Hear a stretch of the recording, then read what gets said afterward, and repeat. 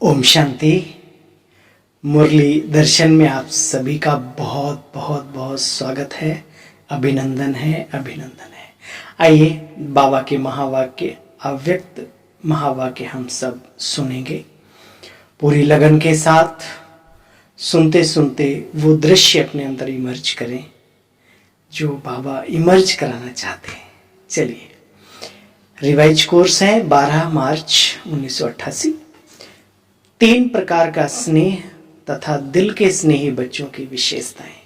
हम सब अपने आप को बाबा का दिली प्रेमी मानते हैं, जिगरी स्नेही मानते हैं, 100% नंबर लेने की तमन्ना करते हैं। तो चलिए, 3 प्रकार का स्नेह तथा दिल के स्नेही बच्चों की विशेषताएं क्या है, हेडलाइन में। तो बाबा ने कहा, आज बाप दादा अपने स्नेही, सहयोगी और शक्तिशाली ऐसे तीनों विशेषताओं से संपन्न बच्चों को देख रहे हैं। बाबा इमर्ज करते हैं वतन में बैठकर। यह तीनों विशेषताएं जिसमें एक समान है, कम ज्यादा नहीं, यह तीनों विशेषताएं जिनमें एक समान हैं, वे ही विशेष आत्माओं में भी नंबर 1 है। ठीक है,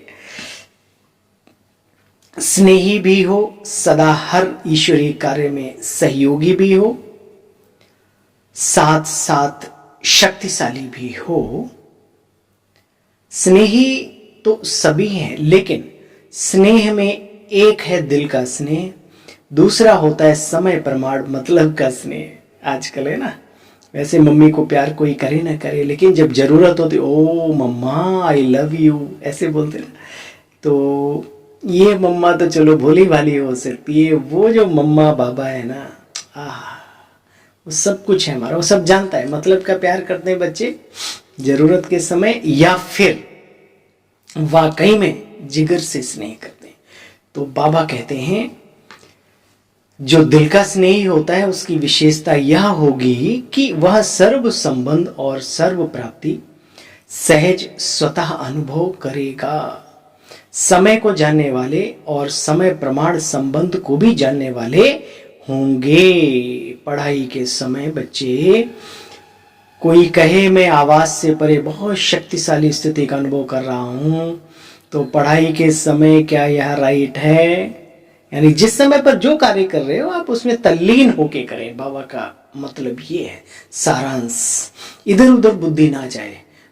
भोजन करने का टाइम है, आप पानी दबा के पी रहे हो, पानी प्यास लगी, आप भोजन खा रहे हो, तो मामला ठीक नहीं होगा ना, उतनी ताकत नहीं बनेगी, हो सकता है उल्टा इफेक्ट भी पड़ जाए। तो बाबा कहते हैं, देखो, जैसे कोई शरीर से मोटा व्यक्ति होता है तो जब चाहे जहां चाहे अपने शरीर को वो मोल्ड नहीं कर सकता। सेम इसी तरीके से अगर यहाँ पर ईश्वरीय ज्ञान में कोई मोटी बुद्धि है, अर्थात किसी न किसी प्रकार का व्यर्थ का बोझ किचड़ा बुद्धि में भरा हुआ है, कोई न कोई अशुद्धि है, तो ऐसी बुद्धि वाला जिस समय चाहे वैसे बुद्धि को अपनी मोल्ड नहीं कर सकेगा। इसलिए बहुत ही सूक्ष्म, महीन अर्थात अति सूक्ष्म बुद्धि, दिव्य बुद्धि, याद रखना, अति सूक्ष्म बुद्धि, दिव्य बुद्धि, बेहद की बुद्धि, विशाल बुद्धि, 4 प्रकार की बुद्धि का बाबा ने वर्णन किया। ऐसी बुद्धि वाले ही सर्व संबंध का अनुभव जिस समय चाहे, जैसा संबंध और वैसे स्वयं के स्वरूप का भी अनुभव कर सकते हैं। बाबा के साथ साथ अपने स्वरूप का भी वैसे अनुभव कर सकते हैं। है प्रैक्टिस? बाबा ने फिर पूछा, बच्चे, है प्रैक्टिस कि मन और बुद्धि को जब चाहे, जहां चाहे, जितना समय चाहे, क्या आप एकाग्र कर सकते हैं? उस स्थिति में रह सकते हैं, टिक सकते हैं? और टिक सकते हैं तो कितना लंबा टाइम टिक सकते हैं? चेक करो। कंट्रोलिंग पावर होगी तो रूल भी कर सकेंगे। रूलिंग पावर तभी आती जब कंट्रोलिंग पावर हो। जो व्यक्ति स्वयं को ही कंट्रोल नहीं कर सकता बच्चे, वो फिर दूसरों को पर रूल कैसे कर सकता है? तो रूल करने का बाबा ने तरीका बताया, सेल्फ कंट्रोल। देखो, आज तो वतन में मिलने वालों की कोटा पूरी करनी है। संगम पर कितनी भी संख्या के बंधन में बांधो, लेकिन बंध सकते हो क्या? संख्या से ज्यादा ही आ जाते हैं। बाबा से प्यार है तो बाबा के बच्चे कहाँ रुक पाते हैं? तो बाबा ने कहा, संख्या से ज़्यादा ही आ सकते हैं ना, आ जाते हैं ना। इसलिए समय को, संख्या को और जिस शरीर का आधार लेते हैं उसको भी देख उसी विधि प्रमाण बाप दादा को भी चलना पड़ता है, परिवार को भी चलना पड़ता है। तन भी तो ना देखो, वृद्ध तन हो और उसमें इतना लंबा टाइम उसको, तो बाबा कहते हैं परंतु एक बात है, वतन में यह सब बच्चे देखना नहीं पड़ता, क्योंकि सूक्ष्म शरीर, हे महातपस्वियों, आज बाबा ने एक राजयोग का प्रयोगात्मक आत्मा बनने के लिए बहुत ही अच्छी पॉइंट बताई, हम सुनेंगे, यही पॉइंट है वो। वतन में यह सब बच्चे देखना नहीं पड़ता, क्यों? क्योंकि सूक्ष्म शरीर की गति स्थूल शरीर की गति से बहुत बहुत बहुत तीव्र है। एक तरफ साकार शरीरधारी, दूसरे तरफ फरिश्ता स्वरूप, दोनों के चलने में कितना अंतर होगा बच्चे। एक तरफ मनुष्य चल रहा हो साकार शरीर धारण करके, एक तरफ अलौकिक दिव्य एंजल फरिश्ता जा रहा हो, कितना फर्क होगा।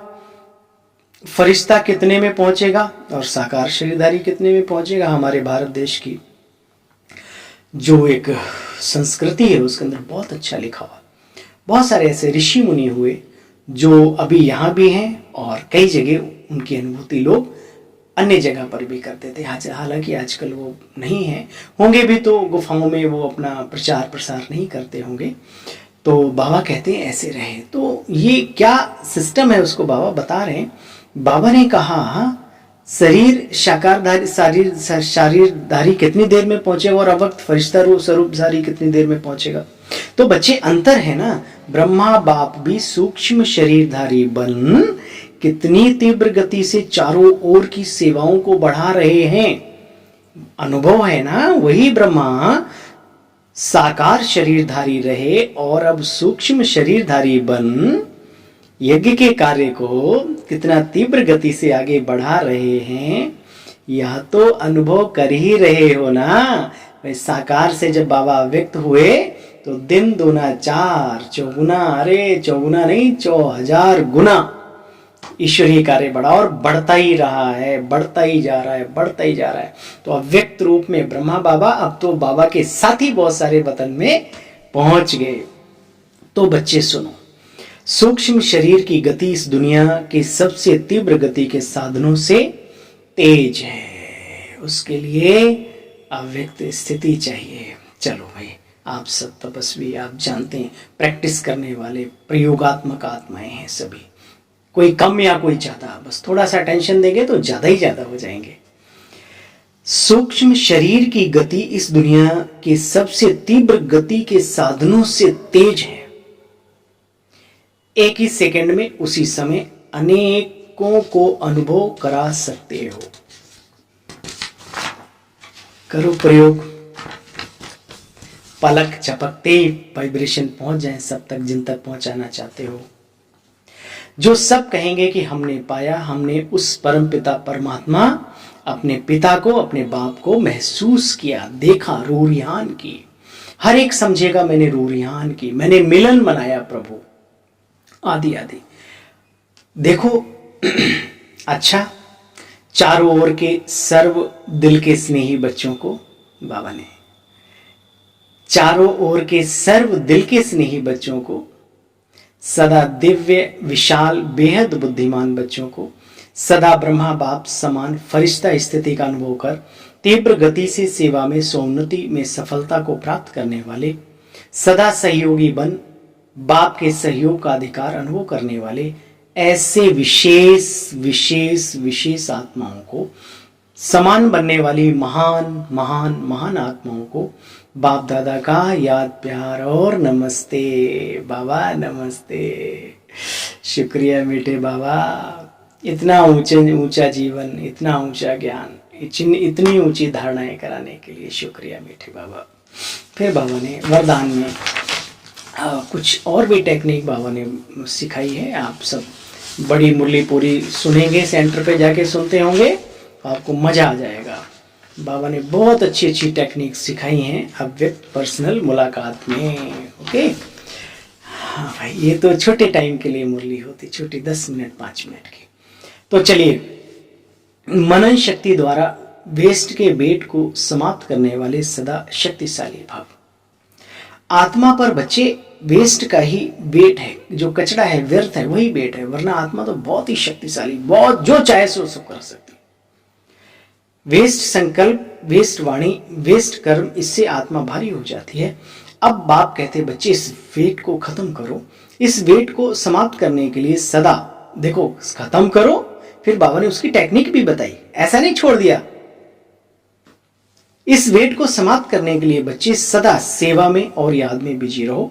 मनन शक्ति को अंदर ही अंदर बढ़ाओ। फिर बाबा ने बहुत ही अच्छा मिसाल दिया, मनन शक्ति से आत्मा शक्तिशाली बन जाती है। कैसे? जैसे भोजन हजम करने से खून बनता है। क्या करने से? हजम करने से। खा लिया पड़ा है पेट में, नहीं, हजम करने से। जैसे भोजन हजम करने से खून बनता है, फिर वह शक्ति का काम करता है। ऐसे ही बाप कहते बच्चे मनन करने से आत्मा की शक्ति बढ़ती है। भगवान कह रहा है, फिर भी नहीं करेंगे। अच्छा, हम नहीं करें तो कौन करेगा बताओ। स्लोगन, जो अपने स्वभाव को सरल बना देते उनका समय व्यर्थ नहीं जाता। जो अपने स्वभाव को सरल बना देते उनका समय व्यर्थ नहीं जाता। अच्छा भाई, ओम शांति, गुड मॉर्निंग। बहुत अच्छा, आप सभी की ताकत, बाबा का प्यार अनुभव होता रहता है और आप सबकी सेवा में उपस्थित होता रहता हूँ। फिर मिलते हैं कल की मुरली के साथ आप सभी को। तब तक के लिए ओम शांति, ओम शांति।